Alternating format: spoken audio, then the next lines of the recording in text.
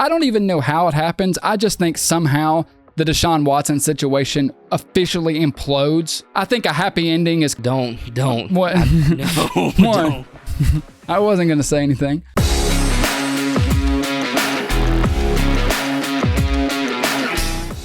Welcome in, Sports Bluff fans. I am your host, Ryan Lambert. Aside, Tristan Bunn, my co-host. How are you tonight, my friend? Are you ready to talk some football? Are you ready to talk some predictions? Because it's in the air. We're 1 week closer to, the foot meeting the ball, even though everybody has to stand still for the kickoff now. Correct. Interesting about the kickoff. I like it. I'm excited about it. It is... Obviously, preseason has begun, or is about to begin, the Hall of Fame game, everything. Football season has officially started. But even aside from that, we were texting earlier and I said, we took July off and we always come back. We start August every year doing predictions, jumping in. And I feel like as of last week when we started, to me, that felt like football season has begun. I know we've got one more month until, real meaningful games are played. But just me and you starting this, I am officially in the mode. I'm ready. I'm amped up. Me and you are even more excited for college this year, given all the changes regarding that. I'm really excited about everything. I just can't wait. I can't wait to talk about these divisions today. Also, you mentioned it. Do you not like the new kickoff rule? Are you on the fence? Yeah, well, I understand why they did it. It's for the safety of the players. That's definitely been preached to us several times, and they really just pulled it from the XFL. I believe they were the ones that kind of invented that rule. So,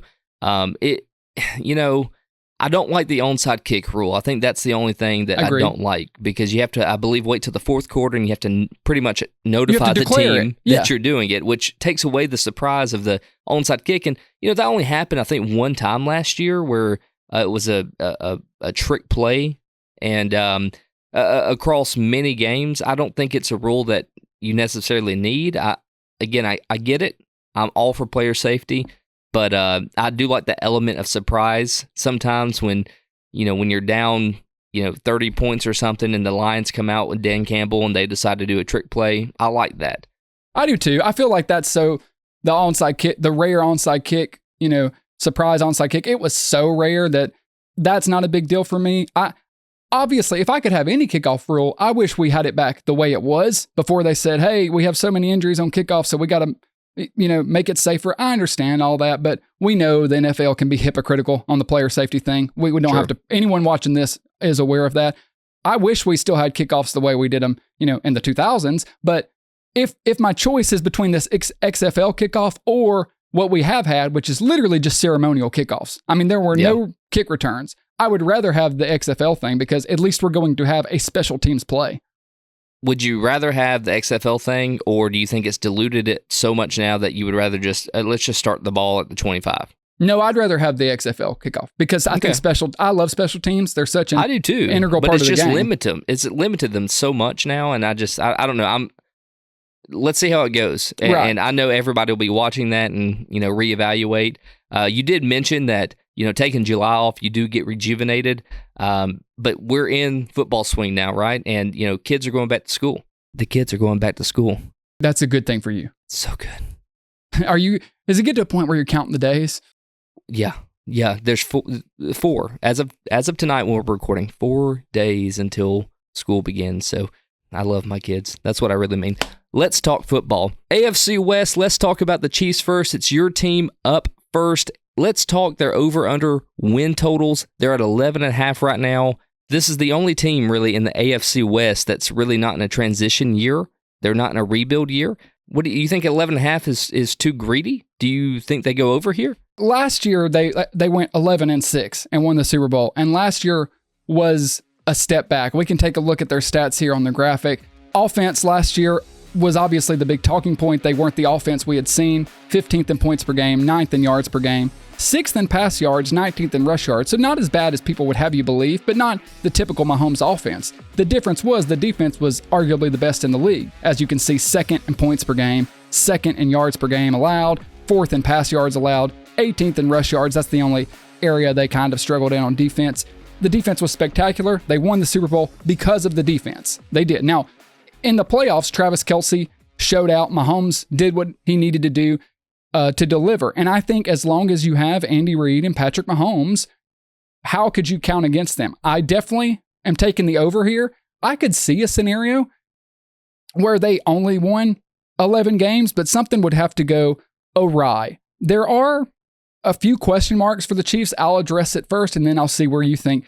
Left tackle is the biggest one. It is the big question mark regarding the Chiefs. Right now, it's looking like it's going to be the rookie Suamatia. I think that's how you say it. The other option is Wanya Morris, who they drafted the year before, but it's looking like it's going to be the rookie this year. That's fine.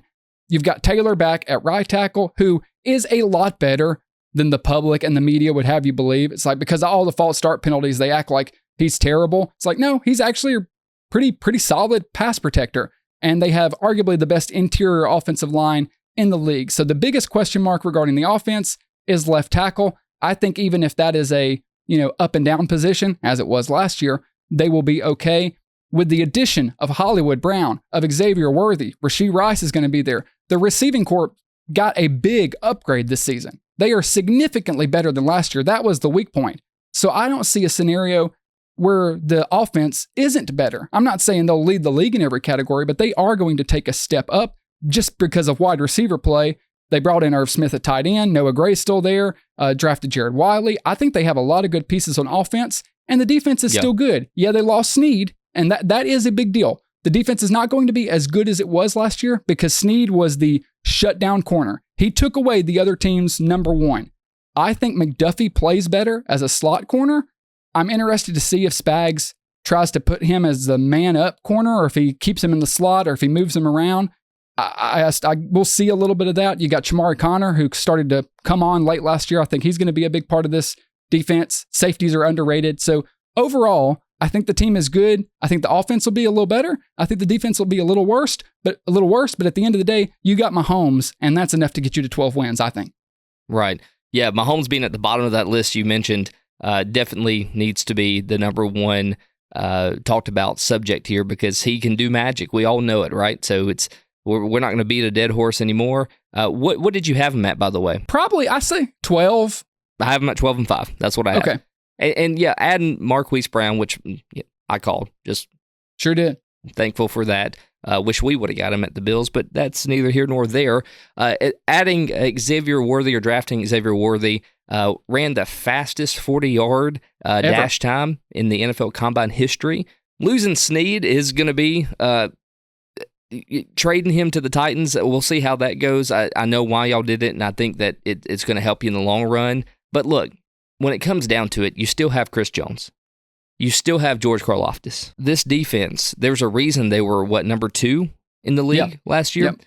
I think this offense takes a step up with the receivers that they've added, as well as, the guys that have been there already, minus Rashee Rice, because like you said, we'll see how that goes. I will say right now, though, just to interject, apparently they usually announce suspensions in that regard before training camp, and they haven't announced any for him. I know. And they also usually wait until the court situation is over. And the way it's looking, his court thing isn't going to be resolved until way later in the year. So right now, it's looking like he might just play all season and then have to serve a penalty next year. So that's where it's heading. I'm not predicting that, but it's definitely the way it looks right now.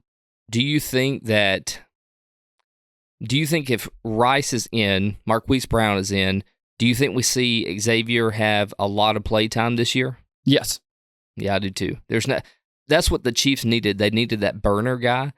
Because now they're going to have the burner, but not with the hands like Tyreek Hill had, right? So it's going to be fun to see Mahomes be able to still have those deep shots and, have those pretty much hot routes, what I like to call them. And from training camp, they've been running a lot of that. And if you've watched any of the training camp stuff, Worthy, he's also a good route runner. Like, people talk about the speed, but he was just as good a receiver on that Texas team with A.D. Mitchell. I mean, he was, arguably the number one at times. Like, they went back and forth. I think he's small, so he's going to get ragdolled a lot. There's going to be plays where the defense just kind of takes him out, but you can't cover everybody. You can't cover Hollywood Brown and Rice and Kelsey and Worthy. So he's going to create big plays, but I don't think it's just typical go deep and throw a 60-yard bomb.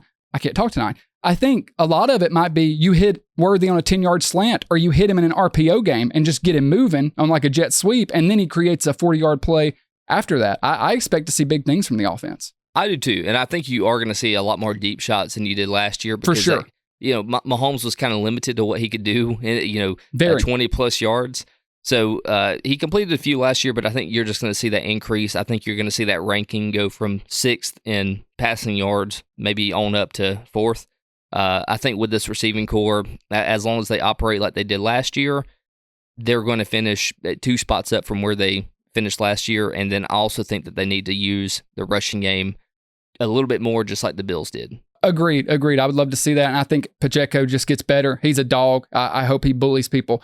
Before we move on to the next team, so we both think over. We both think the West is the Chiefs to lose. I know you should probably ask me this because I'm the Chiefs fan, but I'm curious your opinion. How realistic is the three-peat? Nobody's done it in modern NFL history. So how realistic is the chance that the Chiefs get it done and win the Super Bowl again? So according to PFF, the Chiefs have a 77% chance of winning their division, which is the highest likelihood of winning a division in all of the NFL. That's why I went ahead and gave your congrats right here. But also, they had the highest probability, the second highest probability, aside from the 49ers, to make it back to the Super Bowl at 10%.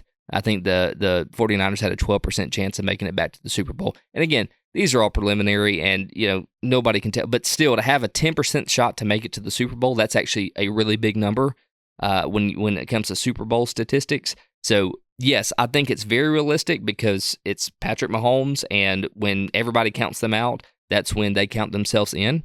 So I think that we see Patrick Mahomes is a much better. I know it's hard to imagine, but I think he becomes even a better quarterback. He's done it every single year. He's gotten better and better and fixed his weaknesses every single year. I don't think you see that stop. I think you see that the Chiefs keep going on. They're going to win that division. They're going to have a shot at the Super Bowl. It's just whether they make it there or not, that's yet to be seen.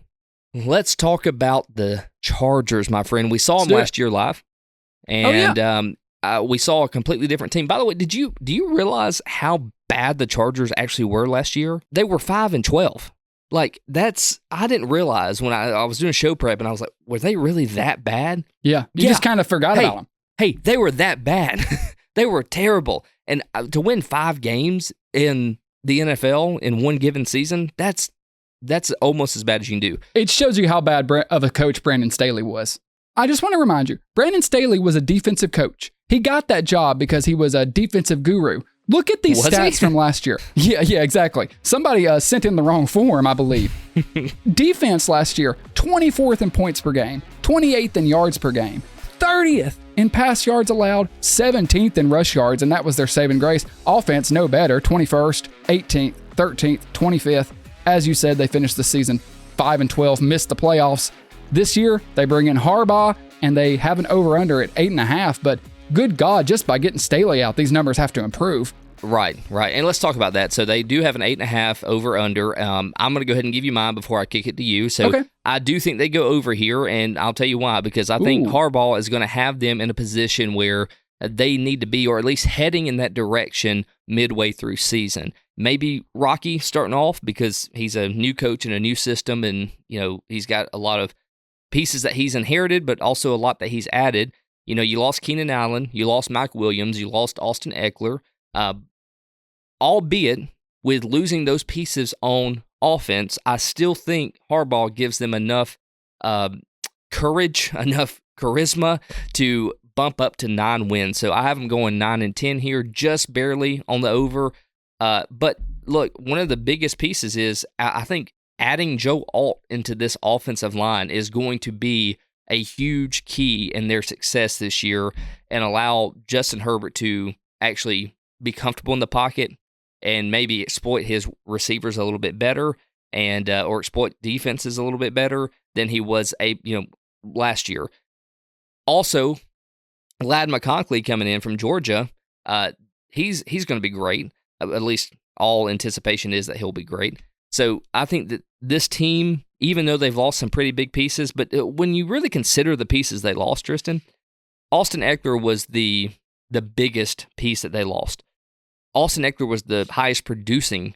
Now, I know Keenan Allen was, but he was also getting older. What I don't think is going to be a huge piece missed is Mike Williams because he was hardly there anyway. No, I agree. I think you mentioned them losing these pieces as if it could be a negative. I kind of look at it the other way. I think losing those pieces was a positive. I think it was a necessary move. As a matter of fact, the offense, as kind of, it's not spectacular, but the offense isn't really the concern for me. The offensive line should be good. They brought in Greg Roman as the offensive coordinator, stay in that Harbaugh family. We know what Harbaugh wants to do. He wants to run the football, ground and pound, wear teams down, go on long drives, build plays off the play action.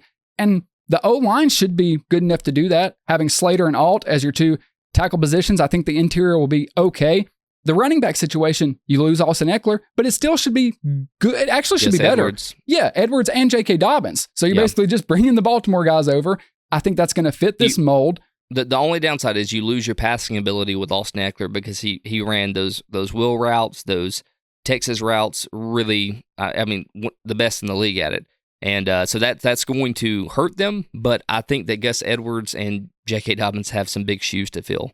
I agree. And you got to think as well, bringing in Ladd McConkey, he's going to add an element to that. The biggest weakness on the offense is the wide receiver group because honestly, it's Ladd McConkey and it's Josh Palmer.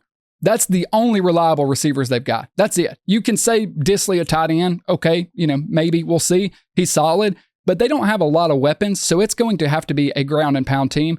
But I trust that they can do that. I actually believe Harbaugh will have this offense working within what's possible with the roster. Where I worry is the defense. Defense isn't good. Like the defensive roster is bad. They got rid of so many players, but what surprised me is that they kept Mack and Bosa. Bosa's been hurt so much recently. Mack's up and down. He's had, issues with injury. I'm surprised that those guys are still there, but they opted to keep them for the time being. The defensive line's okay. Those two players aren't what they were, but they should be able to make it work. But they've got weaknesses around the defensive line, even if you give them that. The corner's weak. They brought in Christian Fulton, who hasn't been good. They're kind of praying he does something. Asante Samuel is going to be their only surefire corner. The safety is good. Derwin James had probably the worst year of his career last year, but they're hoping he comes back to form. Linebacker, the reports from camp are that linebacker is going to be better than it looks, but on paper, it's nothing impressive. So I think this is going to be one of those situations where the defense is weak and relies on the offense to have long drives. If the offense is 3 and out, not getting the ball moving and keeping the other team off the field, I think you're going to start to see the weakness of the defense. They need to really try to stay balanced. With that said, all of that spiel to say this is the hardest over and under for me in the division because I think it's right on the line. 9 wins, I think, might be a lot to ask, but just because it's Harbaugh, I'm going to give them that. I'm going to say over, but I think just barely. I think 10 wins to me is the ceiling, but I'm with you. I think they probably hit right on the number 9.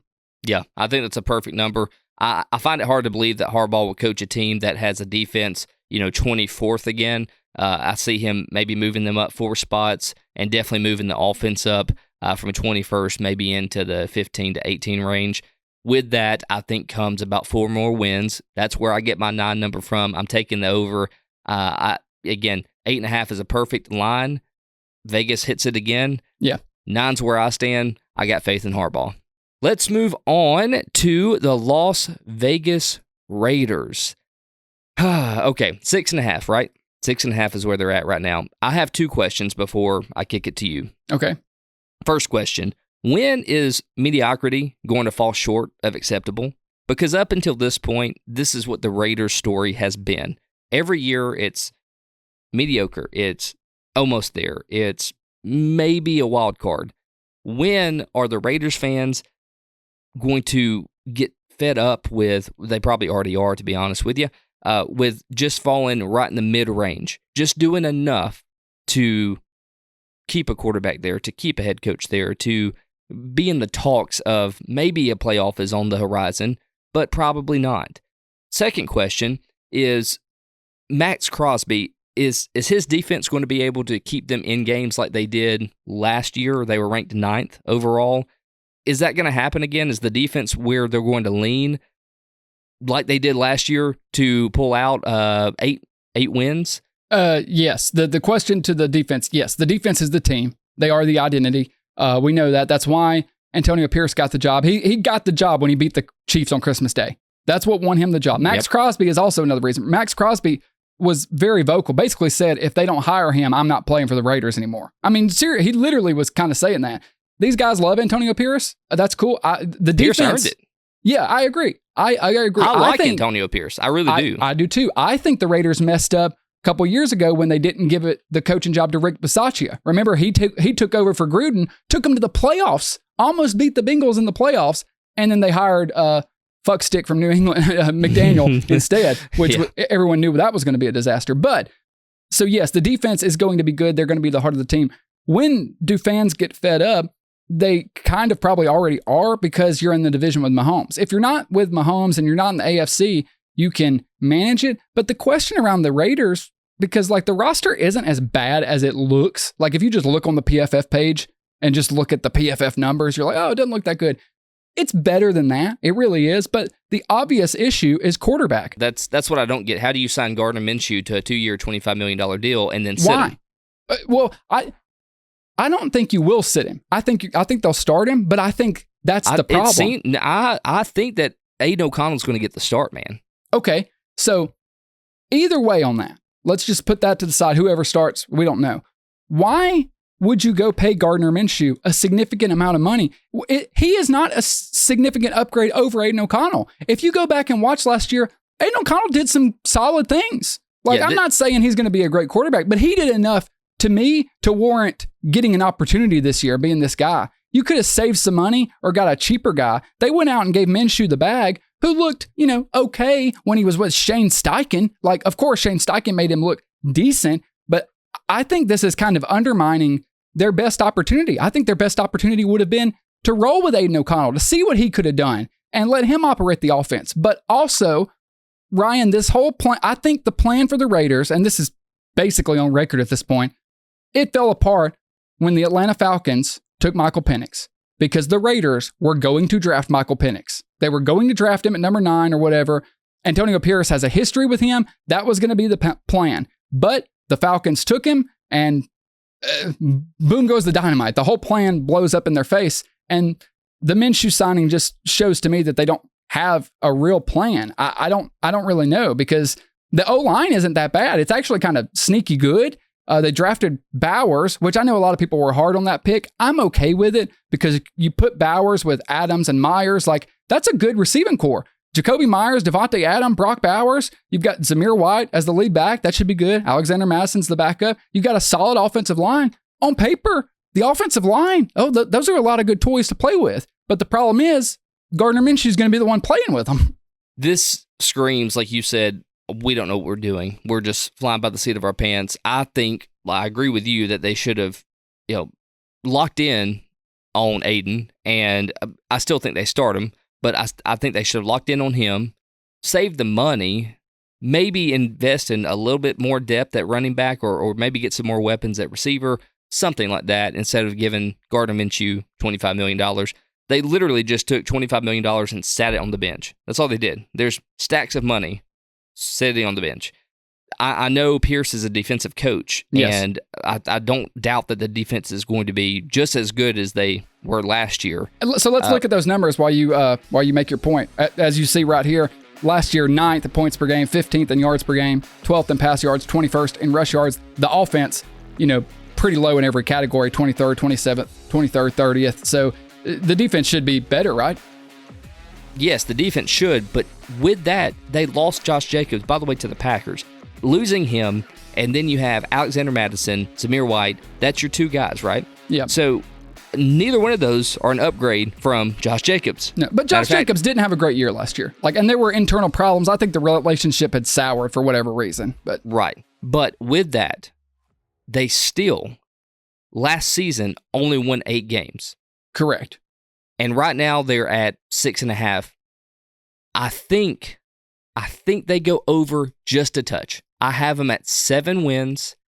I think they take a little step back because, again, the offense seems a little clueless. They've lost Josh Jacobs. The defense is hoping to repeat what they did last year. It's hard to do that because the talent in the AFC has also stepped up its game more than the Raiders have. So, with that being said, I give them the over here a little bit, just 7 games. But I still think they take a step back from last year, man. I don't see anything on paper that tells me that they're going to be a much better team, much more improved team. So how do you put them over 8 wins like they got last year? I don't see it. I'm really, really on the fence with them because even when you look at the defense and talk about the defense being good, like, the starting lineup is solid, but they're kind of thin. They really don't have a lot of depth. Like, if any of their starting guys get hurt, they're in trouble. I love that they brought in Christian Wilkins and put him on the interior opposite Crosby and Kuntz as your edge rushers, and then Wilkins as the interior. That's going to be one of the most dangerous defensive lines in the league. So that's a good thing. Corner's obviously weak. We'll see. Did you say over? You say over barely? Yeah, barely. Wins? But because when you think about it, like if you choose 6, right, you got to think, well, the Chargers won 5 games with Brandon Staley and terrible stats. Right. So I think that with that, I give the Raiders 2 more wins. So I got them at 7, but they're not going to improve. To me, they're not going to improve from what they did last season. You know what? I came into this thinking I was going to pick the over, and I probably should, but looking at this schedule, Ryan, just look real quick. Chargers, Ravens, Panthers, Browns, Broncos, Steelers, Rams, Chiefs, Bengals, Dolphins, Broncos, Chiefs, Bucks, Falcons, Jaguars. There's Saints, Chargers. There's not a lot of gimme games on there at all. PFF has them ranked 5th hardest schedule of the NFL. Yeah, I didn't realize it was that because when I think about my over and unders before we do this, I actually don't look at the schedule. I just think about, because like you never know who's going to have injuries, what the team's going to look like. Like me and you do that sometimes for fun, but I mainly just look at the roster and how I think they're going to do. I was going to say over, but just to add a little spice to the show, just to add a little fun, and after looking at the schedule, I'm going to say under. It's not even that I think they're going to be a bad team. I think the defense will be okay, but they don't have a lot of depth. And to me, they just don't have quarterback figured out. And when you got to play the Ravens, the Chargers twice, the Chiefs twice, the Rams, the Bengals, the Dolphins, the Bucks, the Falcons, the Jags, you got to play so many good quarterbacks. I find it difficult. Matter of fact, I'm confident now. Give me the under. I think they'll win 6 games. Yeah. Hey, look, I don't hate it because I barely have them over at 7. The defense, like you said, is going to be great. I think they still take a little bit of a step back. But what I don't know for sure is Antonio Pierce the guy for the Raiders long term? What do you think? I don't know. You know my opinion on this. I'm a fan of offensive coaches.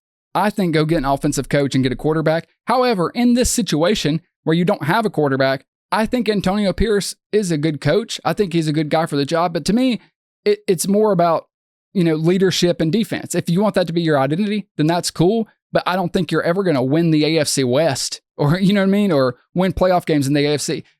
To me, what Antonio Pierce is doing and what the Raiders hope to do would work way better in the NFC. But we talk about this all the time. I hate to bring it up, but it's just obvious. In the AFC, you have to go through so many superstar quarterbacks. So you say, well, that's a good reason to have a great defense. Okay, true, but you also need a quarterback that can counter that. And I don't think Gardner Minshew or Aiden O'Connell can do that. I hope they roll with Aiden O'Connell, but I don't think they will. Let's talk about another dumpster fire with the Denver Broncos. Ooh. Sean Payton thought he had it figured out when he brought Russell Wilson, hopefully back from the dead. That did not work. They finished the final 6 weeks last season 2-4. Not pretty at all. And some will even argue that the roster got worse during the offseason. Mm-hmm. I would be one of those people that would argue that. I do think it got worse.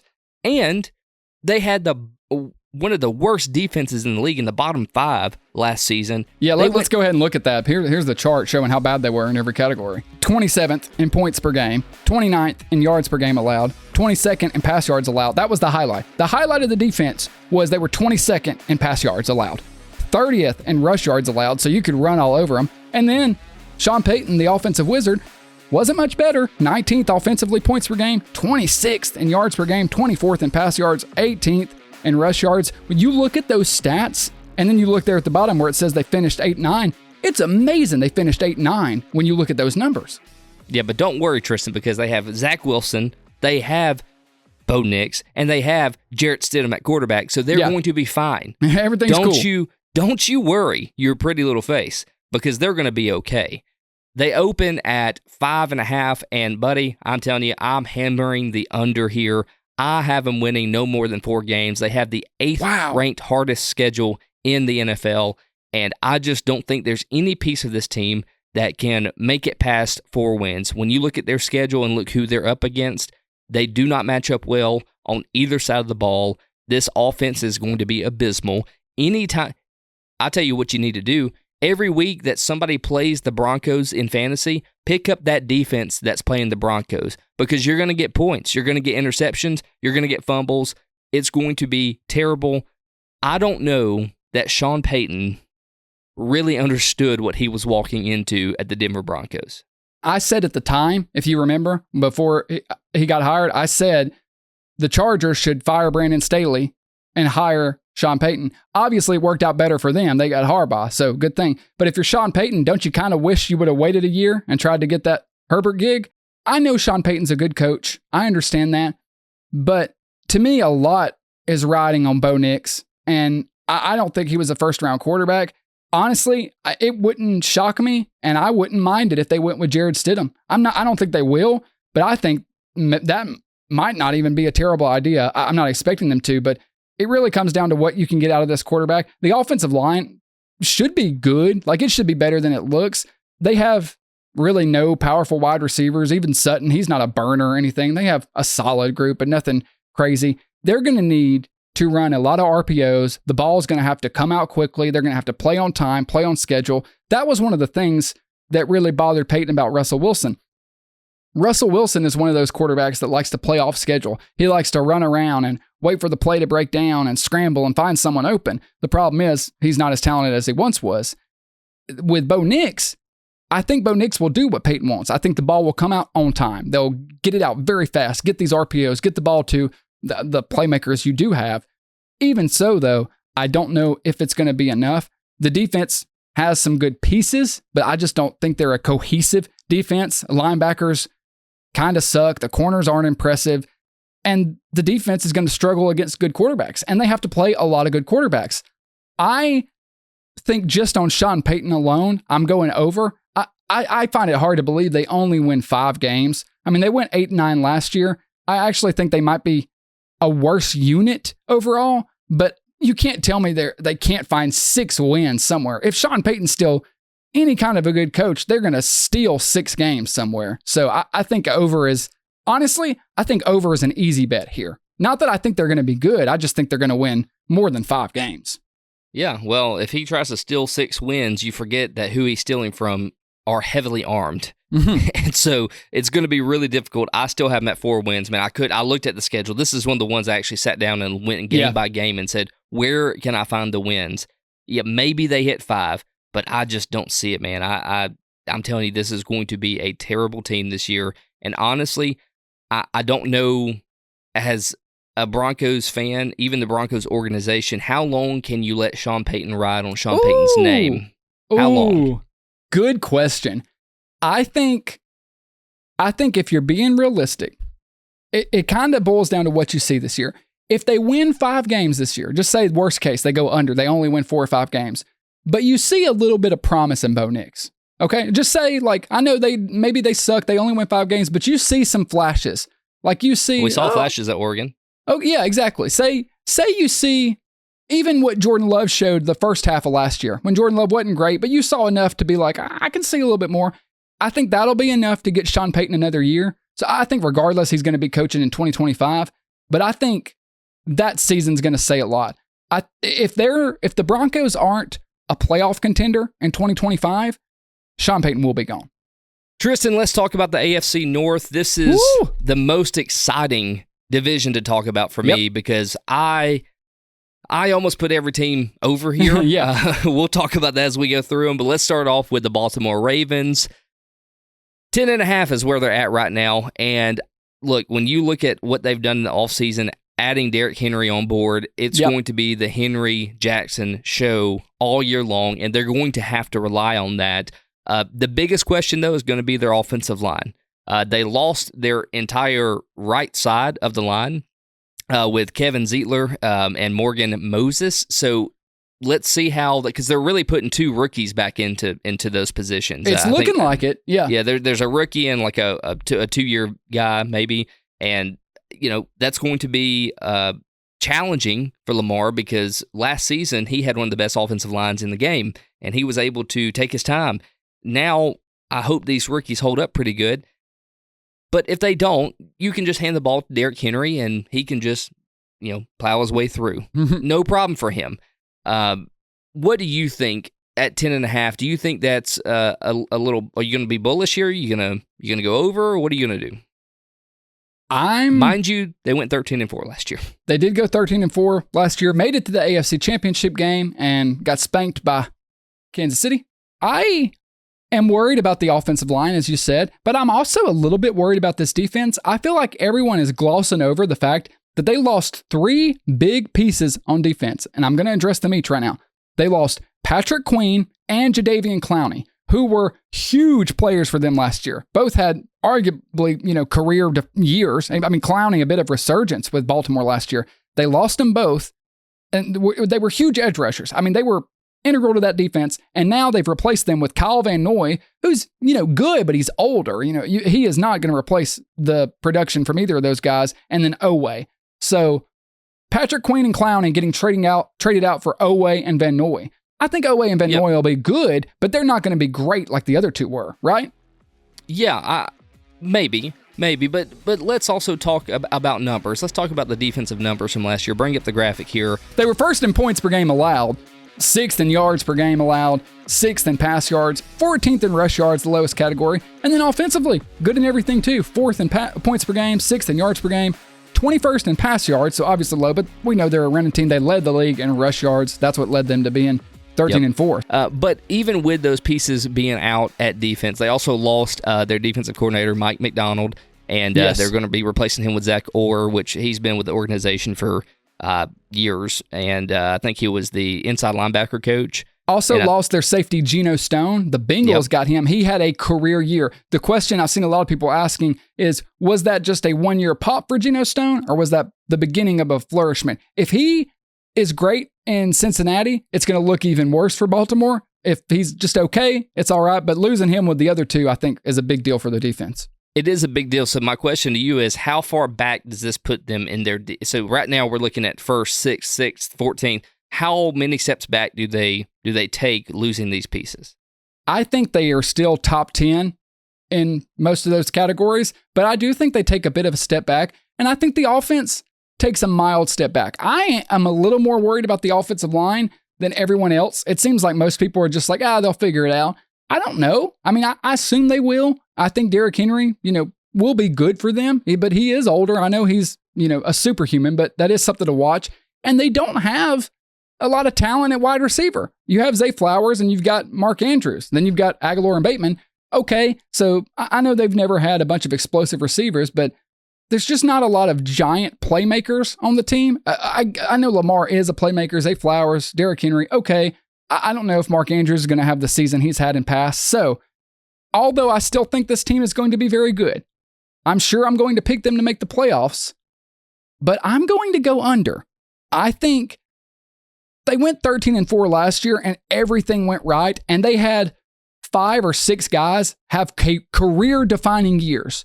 That's just not going to happen again. Even if they had all of the same players back, you're not going to have that level of production from that many guys. So I think just for that reason, they have to take a step back.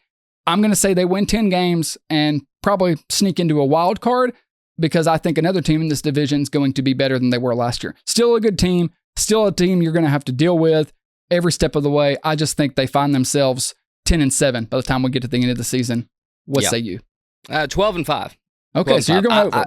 I'm going over, but I'm also going a step back. So I think, and maybe they go 11-6, but 12-5 is where I feel confident because, to your point, they lost some pieces on defense. Everybody did have a career-defining year, and yeah, it's hard to strike gold twice. Patrick Mahomes has done it several times, and I think Lamar Jackson is in that same realm of being able to bring his team a lot further than on paper they should go. 12-5 is where I feel confident, and I think the addition with Henry, they're going to keep that rushing game going. It's going to finish in the top 3. I have no doubt about that with Lamar and Derrick Henry. It's a deadly duo. But there is one team you spoke of, the Cincinnati Bengals. You think that they are going to be a lot better than they were last year. And since you didn't have the Ravens winning the division, I assume that the Bengals is your favorite to win the division. They open up at 10.5, just like the Ravens. Since you had the Ravens going under, I assume you have the Bengals going over. That is correct. I do have the Bengals going over simply on playing the Joe Burrow odds. I think it all comes down to health. It is fair to say at this point, Joe Burrow is injury prone. He's even acknowledged as much. I don't know what to expect from him. Well, let me take that back. Actually, I do. I do know exactly what to expect. If he's on the field, they're going to be knocking on the door of the AFC Championship game. That's just what they do. He is like Mahomes. If he plays, he's going to play close to getting to, if not playing in, the conference championship game. If you look at their stats from last year, let me pull this up. It's not like they were terrible offensively when he missed a lot of the year. They finished 9-8. So just right now, the over-under's 10.5. Last year, with the injury, with Jake Browning playing a lot of games, they won 9 games. Okay? So I think it's definitely going to be better with Joe Burrow. They were 16th in points per game, 22nd in yards, 15th in pass, 31st in rush. I think that will get better. Defensively, very bad last year. Like, not your typical Lou Anarumo defense. I think they'll improve. 21st in points per game, 31st in yards, 28th in pass yards, 26th in rush yards. I think the defensive numbers from last year are a little kind of inflated by the fact that Joe Burrow wasn't playing. So the offense wasn't having a bunch of long sustained drives. The defense was having to go back on the field, often. They were having to be on the field frequently, and it kind of brought their numbers down. Once they lost Burrow, kind of knew they were out of it. They didn't play like the Bengals we usually see. I think an underrated concern for the team is the running back room. You've got Zach Moss, but you got Moss, Brown, Williams. Okay. But that's nothing that really excites me. Burrow is the big one. You've got to hope he stays healthy. But another thing for this team, they have typically been a slow starting football team. They start slow, they get behind, and then they turn it on late in the season. If you look at their schedule, Ryan, they have a lot of tough games late in the year. They cannot start slow. You look at their early games, Patriots, Chiefs, Commanders, Panthers, Ravens, Giants. They have to start 4-2. I think they have to. If they don't start 4-2, they might dig themselves in a hole they can't dig out of. But right now, I'm going to bet on Burrow to be healthy. I think he's going to be back, and I think he's going to take the team deep in the playoffs. That's what it's all going to come down to Burrow's health. It's that simple. Yeah. He hurt his wrist last year. He was out for 7 games. And even with that, Jake Browning almost got them to a playoff. Yes. So assuming that Joe Burrow is healthy, which is what we do in these predictions. Right. He finds them 2 more wins somewhere. Agreed. At least. So that's I have them at 11-6. I am going to take the over here.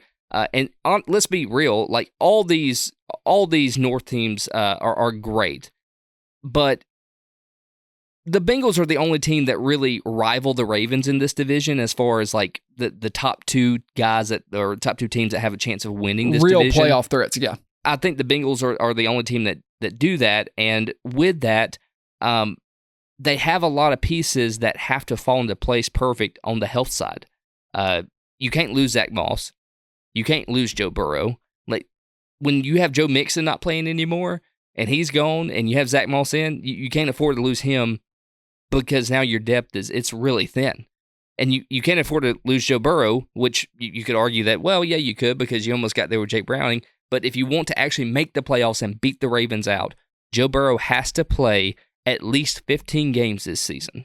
Agreed. I hate that we're not offering more detailed, exceptional analysis, but Sports Bluff, the whole thing is we're regular people. We're bringing back honest football talk like you would with your friends, and everyone is talking about Joe Burrow. That is the team lives and dies by Joe Burrow. It's just, if Patrick Mahomes got hurt, do you have any faith that Carson Wentz is going to take the Chiefs to the playoffs? No. It's just, that's not going to happen. When you're that level of quarterback, the team lives and dies by you. I've got a lot of questions on their defense we haven't even talked about. There's no point in getting into it because it really is that simple. If Burrow is healthy and he plays, they will be a Super Bowl contender. If he doesn't, they won't.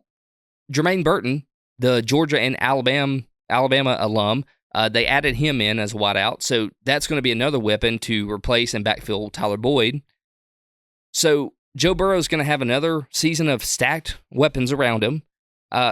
Like you said, the defense is where I question it is the DBs. They have a lot of young DBs. That has to be fixed, or at least has to run in that mid range. It can't be bad, okay? And I know that's some really deep analytical talk. It just can't be bad, but it can't be bad. Because I think Hilton and Taylor Britt will be good. I think they will serve their purpose. To me, it comes down to DJ Turner. It's going to be his second year.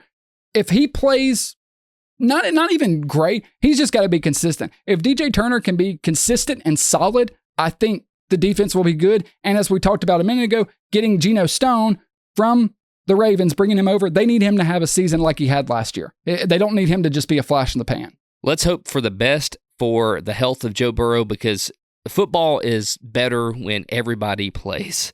I agree. You and I both said this all the time. We never wish anybody to go down or to be hurt or anything like that, because we love seeing the best of the best on the field.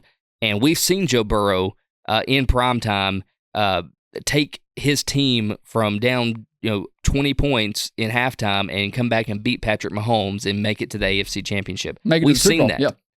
We've seen that. And so I hope that he's healthy all year, because I want to see another full season with him. It's been a couple years since we've done that, and we need to do it again. All right, Tristan, let's talk about the Browns, because everybody likes talking about the Browns, right? Do you like talking about the Browns? I do.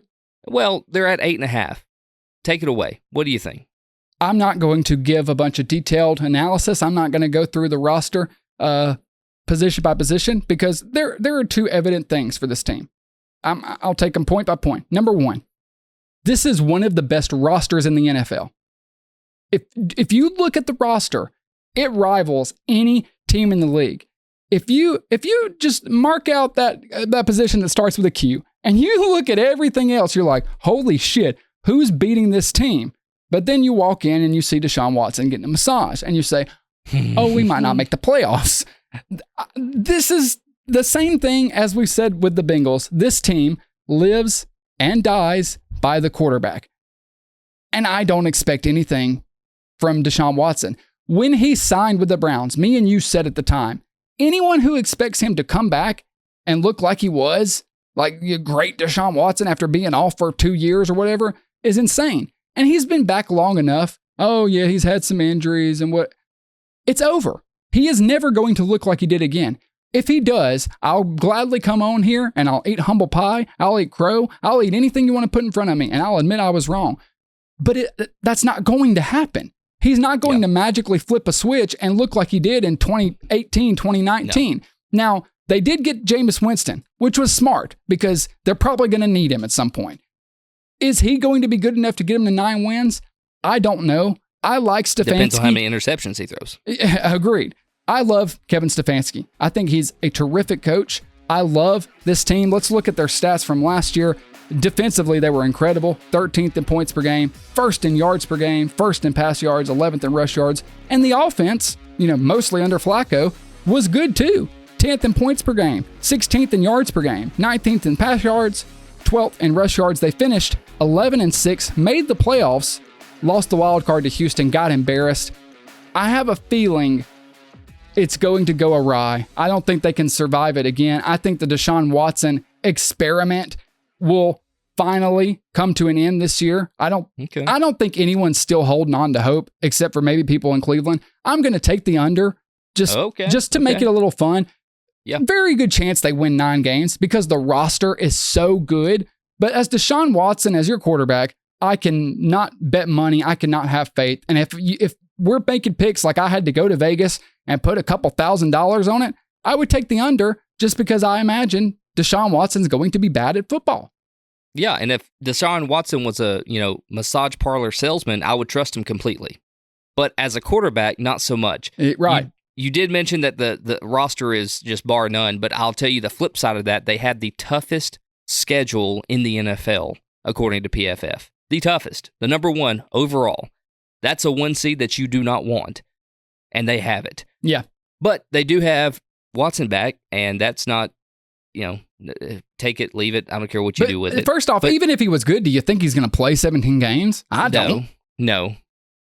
No. He got a fully guaranteed contract. He doesn't care. He does not want to play anymore. You also have Nick Chubb coming back, but after that gruesome injury last year, how does he play? I just don't know. I hope he's fantastic. I'm rooting really hard for him. He was one of my favorite running backs to watch in all of NFL. Absolutely. It was like Derrick Henry, then Nick Chubb. That was my two that I love watching every Sunday. And when that happened, it was just awful. They added Jared Jeudy, big whoop. Paid him too much money, too. Way too much money. We talked about that in the offseason. But the defense, like you mentioned, PFF had him ranked 6th overall in all categories, 6th overall in 2023. They still have Myles Garrett. They still have Zadarius Smith. They still have Jeremiah Owusu-Koramoah, whatever his name is. I think I did pretty good on that for looking down and hitting it with my eyes. Yeah, he's a really good linebacker, too. Corners are good. Jordan Hicks, they still have a lot of pieces on defense that are going to be phenomenal, and I think the defense still carries them a long way. Yeah. Even if Deshaun Watson's not there, they have a better second quarterback now with Jameis Winston, and going 11-6 last year, I find it hard to believe that they dropped too far down. I have them going 9-8 this season. So you're taking the over. I'm taking the over just barely. This again, Vegas is just, they're so good at it. I'm taking the over barely because I don't think they lose more than 8 games. It just, I find it hard to believe with this roster you lose 9 games. So would you have them at 8, 9? Yeah, I'm just taking the under because I just think, I don't even know how it happens. I just think somehow the Deshaun Watson situation officially implodes. I think a happy ending is... Don't. What? Don't. I wasn't going to say anything. The last team in the AFC North, Mike Tomlin's Steelers. Man, the Steelers are 8.5 right now, and I like that number. I really do, but I think they're going to go over. They went 10-7 last season. I have them going 10-7 again. I think it's a repeat of what they did last year. They have the second hardest schedule in the NFL, so that's going to be tough. But I think what they did last year with Pickett, managing to get them to 10 wins, that's kind of overlooked. Like what they did last year was made the impressive. Playoffs. I'm sometimes I'm a Steelers hater, a little bit. But right now I'm going to eat a little bit of humble pie, and I'm going to admit that what they did last year with Kenny Pickett, it was impressive. It was. They got to 10 wins. Like yes. They did what. That's just a credit to Mike Tomlin. He's just that good. Correct. I think with the additions at quarterback, with Russell Wilson, Justin Fields, however that plays out, it's going to set Justin Fields Pickens, is going to be the quarterback, right? That's something. I hope so. Yeah. And I hope he helps, or Russell helps him, it coaches him through being a rookie. And kind of, I know he's not a rookie anymore, but sometimes he plays like a rookie. Starting over, yeah. So, yeah, he's starting fresh, and I hope Russell Wilson kind of trains him up. I think this is going to set Pickens up to have George Pickens up to have a really solid breakout year, that year that we all hope that he's been destined for. I think this happens this year, whoever is at quarterback. It has to, right? I tend to agree. I think this is one of those teams that it boils down to the coach. We've talked about so many teams coming down to the quarterback. Mike Tomlin's never had a losing season. And if he was ever going to have one, last year was going to be the year, right? Last year was the year it had to happen. And somehow, and it looks like it's going to. And then somehow, some way, he just gets that team to fight to 10-7 and make the playoffs, and was in a competitive playoff game against Buffalo. Like, they lost handedly, but it was a close game going into the fourth. Mike Tomlin's a great football coach. I've been a little tough on him at times just because I've said to the Steelers, are you happy constantly squeaking into the playoffs and getting beat? Because that's what they've done for the past 10 years. But these are their stats last year. Defensively, 6th in points per game, 21st in yards per game, 17th in pass, 19th in rush. Offensively, it was bad. It was just atrocious. 28th, 25th, 13th in rush yards offensively. I think that's going to be improved. Maybe the most overlooked storyline of the entire NFL offseason, to me, is the Pittsburgh Steelers hiring Arthur Smith as the offensive coordinator. It's big. I know Atlanta and the whole Falcons situation did not go as planned. I was a big fan of Arthur Smith. I thought he would succeed in Atlanta. Okay, I was wrong. I don't know why things went awry there. I think a lot of it was, using players in the wrong spot. But we've seen from his time at Tennessee Arthur Smith was one of the better offensive coordinators in the league. So you cannot tell me that bringing him in with this offense, Najee Harris and Jaylen Warren are still there. They're both going to have a good year. I think the offensive line is probably improved from last year. And I think, obviously, even if it's Russell Wilson, the quarterback situation is improved from Kenny Pickett. I think Justin Fields is going to be the quarterback. I don't know if he'll start, but Russell Wilson's been injured, and Justin Fields has been getting all the one-team reps. You know, it's looking like Fields. One thing I will point out is the Steelers were 20th overall in time of possession last year. Wow. I think Arthur Smith has to improve that, because you look at that left column of what you just read off. It's bad on top of bad on top of bad on top of bad. Yeah. It with the time of possession being so limited, that defense it weighed on them. And yeah, they were good. They were ranked, I think, 7th overall by PFF. I think they actually improved this year. I'll tell you why. Joey Porter, cornerback's got another year under his belt, right? Yeah. So and he was solid last year. He was solid, but he also has another year now and an off season. They also added Pro Bowl linebacker Patrick Queen. Oh yeah, that I forgot about that because we talked about the Ravens losing them. That's a huge addition. That's a big addition. They also added safety Deshaun Elliott. So again, I think this defense takes a step up and maybe finishes in the top 5 defenses this year. I agree, because now that you have a competent offensive coordinator in with competent quarterbacks, I think that you have a better shot of staying on the field longer in the offense, which makes your defense better because they're rested. There should be a more balanced team with a better defense. Hopefully. And that's it's why hard to not look at it and think they haven't improved on both sides of the ball, right? Yeah, and I could argue myself and say that, well, hey, Ryan, you have them at 10-7 against what they did last year.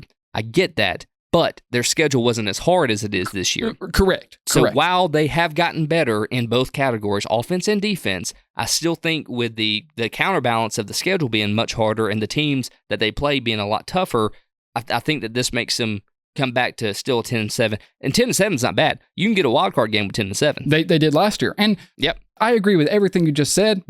Probably makes for a less interesting show, but I'm not going to lie for content. Never stopped you before. Well, hey.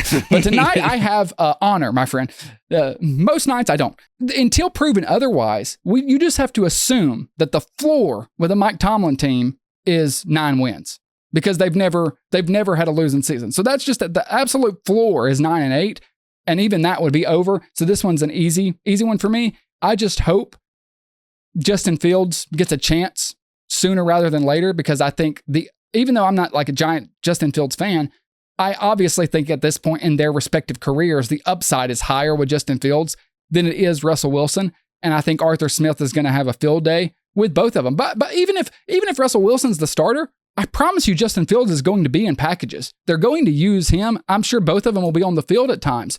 So that way the defense is going to have to, account for it. Maybe you do a jet sweep, hand it off to Justin Fields, and then he's got the opportunity to pass it or run it. He's one of the most dangerous runners in the league. So this, I might be biting my tongue here, but this could end up being a fun offensive to watch. I'm excited to see what happens, and I think they definitely win 9 or 10 games. So with that said, going back over our AFC North predictions, you have the Ravens winning the division at 12-5.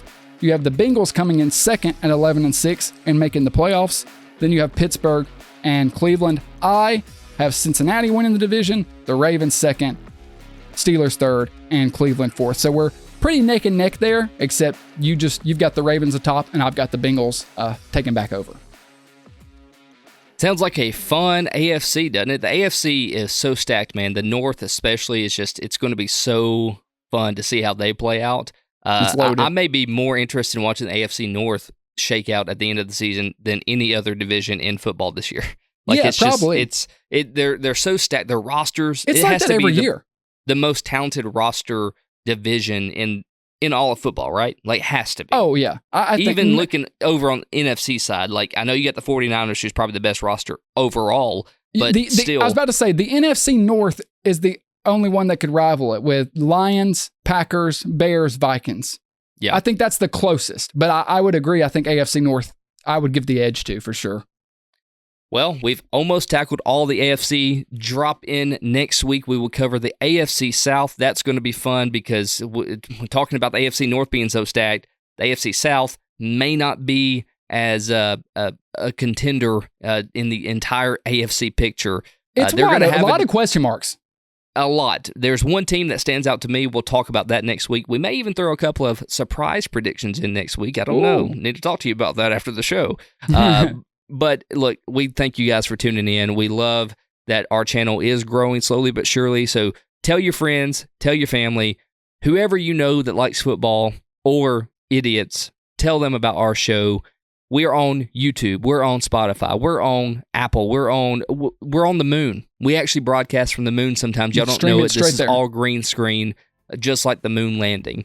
So if you would, share our page as much as you would like to anybody and everybody. Thank you guys. We love you guys. Tune in next week.